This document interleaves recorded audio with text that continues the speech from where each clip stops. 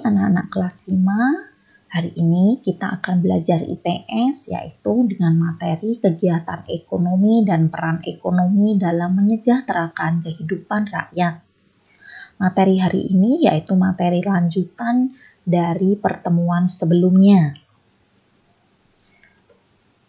Nah, pertama, mari kita perhatikan gambar di bawah ini. Kamu tentu sudah tahu, makanan pokok sebagian masyarakat Indonesia adalah nasi. Tetapi, tahukah kamu bagaimana caranya sepiring nasi dapat disajikan di meja makan di rumahmu? Nasi berasal dari padi yang ditanam petani di sawah. Hasil panen padi petani digiling menjadi beras di tempat penggilingan. Dari tempat penggilingan, beras dikirim ke pasar induk. Di pasar induk, beras dibeli oleh toko atau pedagang beras.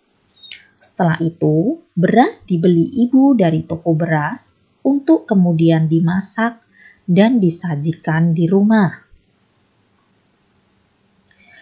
Dari ilustrasi cerita tadi, proses tersebut menunjukkan contoh kegiatan ekonomi yang meliputi kegiatan produksi, distribusi, dan konsumsi. Contoh kegiatan produksi dari ilustrasi tadi yaitu nasi berasal dari padi yang ditanam petani di sawah.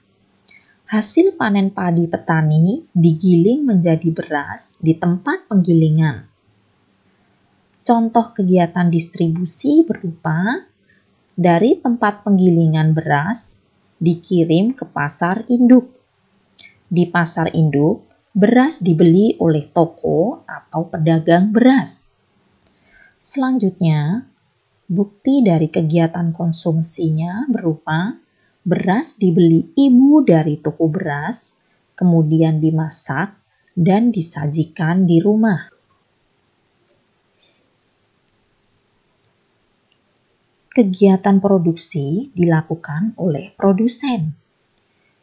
Produksi adalah kegiatan mengolah bahan mentah menjadi barang setengah jadi atau barang jadi.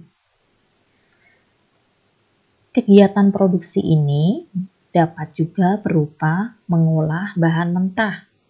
Bahan mentah yaitu bahan yang berasal dari alam dan harus diolah terlebih dahulu untuk memenuhi kebutuhan. Sedangkan barang setengah jadi adalah barang yang sudah mengalami pengolahan, namun perlu diolah lebih lanjut agar dapat digunakan. Selanjutnya, barang jadi adalah barang yang telah selesai diolah sehingga dapat langsung digunakan. Contoh dari bahan mentah yaitu kapas, beras, dan kayu gelondongan. Contoh barang setengah jadi yaitu benang, tepung beras, balok kayu. Sedangkan untuk contoh bahan jadi yaitu pakaian, nasi, kue basah, dan mebel. Dalam kegiatan produksi membutuhkan sumber daya manusia supaya dapat dilakukan. Perlu ada tenaga manusia yang melakukan pengolahan bahan mentah ke bahan setengah jadi atau barang jadi. Oleh karena itu, kegiatan produksi mendorong terciptanya lapangan pekerjaan bagi masyarakat. Jika kegiatan produksi dilakukan sebaik mungkin, hasil produksi akan meningkat. Begitu pula dengan pendapatan bagi produsen. Salah satu manfaatnya adalah produsen dan pekerja produksi dapat memenuhi kebutuhan hidupnya. Dengan kata lain, kegiatan produksi bermanfaat bagi kesejahteraan masyarakat. Selanjutnya adalah kegiatan distribusi. Kegiatan distribusi adalah kegiatan menyalurkan barang dan jasa dari tempat produksi atau produsen kepada orang yang memerlukan barang produksi yaitu konsumen. Contoh kegiatan distribusi adalah koperasi membeli air mineral dari pabrik, kemudian menyalurkan ke toko atau warung pengecer. Dalam hal ini, koperasi, toko, dan warung pengecer berperan sebagai distributor.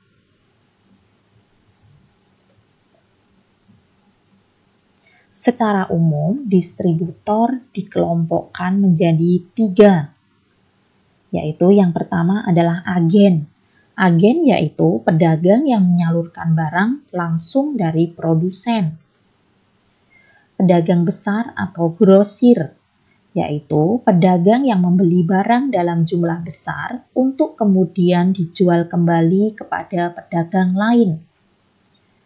Selanjutnya adalah pedagang eceran atau pengecer, yaitu pedagang yang menjual barang langsung kepada konsumen. Kegiatan distribusi juga bermanfaat bagi kesejahteraan masyarakat. Agen, pedagang besar, maupun pedagang kecil mendapatkan penghasilan dengan melakukan distribusi.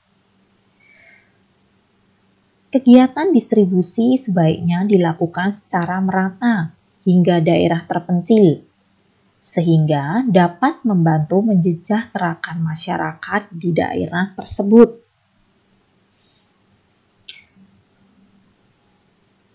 Selanjutnya yaitu kegiatan konsumsi. Orang yang melakukan kegiatan konsumsi disebut konsumen. Konsumen harus mengeluarkan uang untuk mendapatkan barang atau jasa yang dibutuhkan. Namun, dalam melakukan kegiatan konsumsi, kita harus bersikap hemat. Bersikap hemat artinya sebelum melakukan kegiatan konsumsi, kita mempertimbangkan terlebih dahulu kebutuhan dan manfaatnya. Orang yang bersikap boros hanya akan mementingkan diri sendiri. Kegiatan konsumsi harus diimbangi dengan kegiatan usaha. Artinya, jangan sampai kita hanya menggunakan dan menghabiskan barang, tetapi tidak mau melakukan usaha untuk memperoleh barang tersebut. Nah, selanjutnya mari kita perhatikan gambar di bawah ini. Salah satu tujuan dari kegiatan ekonomi adalah untuk memenuhi kebutuhan hidup. Dalam upaya memenuhi kebutuhan hidup, roda perekonomian harus terus berjalan. Ketika kebanyakan masyarakat sedang beristirahat di rumah, ada orang-orang yang sedang bekerja. Terminal dan stasiun kereta pada umumnya tetap buka dan beraktivitas sepanjang hari. Pada waktu malam pun masih ada aja penumpang yang menggunakan jasa transportasi. Masinis dan pengemudi kendaraan tentu hadir untuk melayani masyarakat. Penjaga dan pedagang pun sebagian tetap beraktivitas. Nah, salah satu cara menyejahterakan kehidupan masyarakat dapat dilakukan dengan pengembangan kegiatan ekonomi. Hal itu dapat dilakukan dengan beberapa cara. Yang pertama yaitu meningkatkan pengetahuan dan keterampilan masyarakat. Kedua, meningkatkan kemandirian masyarakat. Ketiga, menggali potensi lokal. Dan keempat, meningkatkan aksesibilitas.